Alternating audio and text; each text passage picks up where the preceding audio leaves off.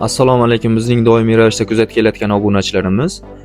Vodiyda juda ham ko'p ekiladigan toruz urug'lari haqida qisqacha gapirib o'tamiz. Bu toruz urug'larimiz albatta gibrid hisoblanadi. Birinchi gibrid toruzimiz Montana F1, ikkinchisi Griezmann F1, uchinchisi Blom F1, to'rtinchisi Gusto F1, beshinchisi Glint F1, oltinchisi bo'ladigan bo'lsa Barhan F1 gibrid toruz urug'larimiz. Bularimiz albatta 1000 donalik bo'ladi. 55-60 kunlik nav. 55-60 kunda hosilni bemalol pishib yetkazadi.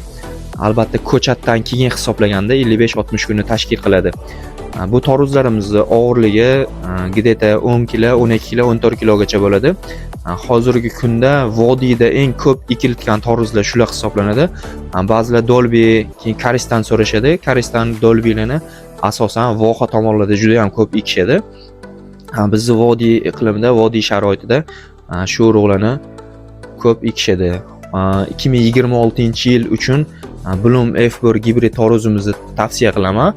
Bu juda ham zo'r natijani bergan. To'nini rangi bo'yicha, ichi qizilligi bo'yicha, so'yganingizda ichidagi urug'i kamligi ham juda ham zo'r effekt bergan.